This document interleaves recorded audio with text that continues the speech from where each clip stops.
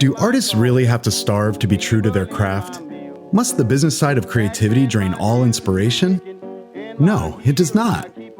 5 minutes on creative entrepreneurship can help you master the business side of creativity, reap greater rewards from your talent, and enjoy your work to the fullest.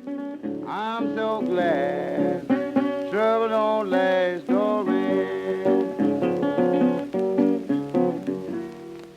If I had to list just the two most fundamental parts of a marketing program for creative entrepreneurs, they would be pinpoint positioning and prospecting on LinkedIn.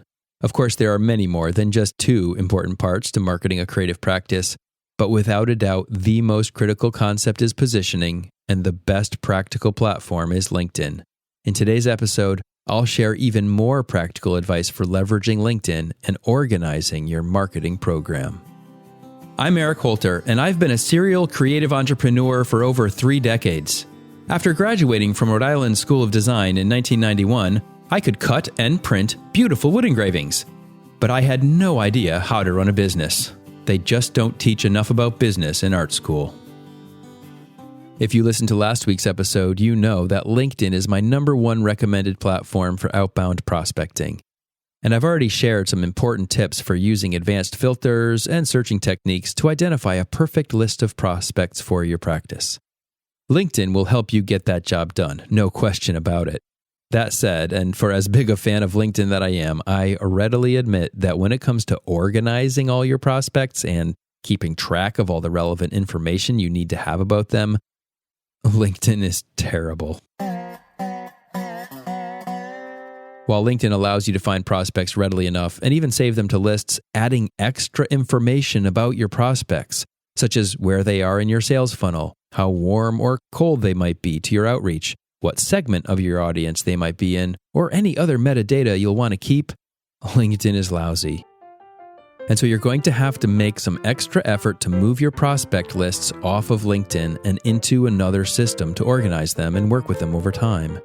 In fact, I would recommend that as soon as you have a list of prospects, having tweaked all your search parameters in Sales Navigator, that you set aside some time to simply copy and paste all the profiles from LinkedIn into a spreadsheet, or better yet, an Airtable. If you've never heard of an Airtable, you might want to check out my BizCraft article, Marketing Demands Organization. As you copy names and LinkedIn URLs of each of your prospects into a spreadsheet, you'll want to begin to organize these contacts with additional information to facilitate working with them. Consider a few categories that will help you keep your prospects organized. First of all, you'll want to track each contact's prospecting stage. When you first add them to your lists, and you've not even started to reach out, a contact should be tagged as unengaged. But once they have responded to you in some way, maybe simply by accepting a connection request, you should update them to engaged. And perhaps have another field to set their level of engagement. Cold, merely having connected; warm, having engaged in some level of conversation; hot, someone expressing interest; or star, prospects who have an actual opportunity in the works. Once someone does express interest, you might change that engage status to a lead status. And when an opportunity is being discussed, you might up their status to opportunity.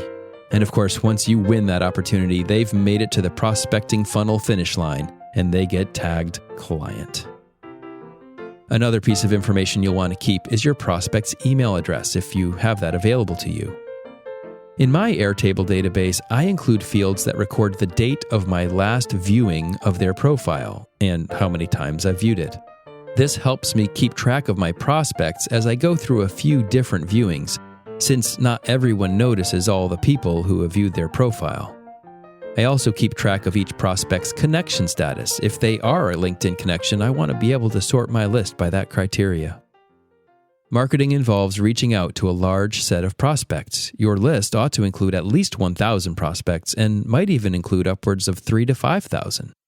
Managing a marketing list that large requires organization, and using other tools besides LinkedIn will become very important if you want to run an efficient and sustainable marketing program.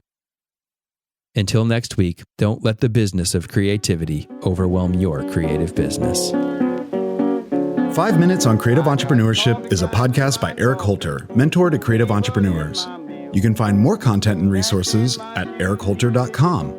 His book, Blazing the Freelance Trail, is available on Amazon in print, Kindle, and audio.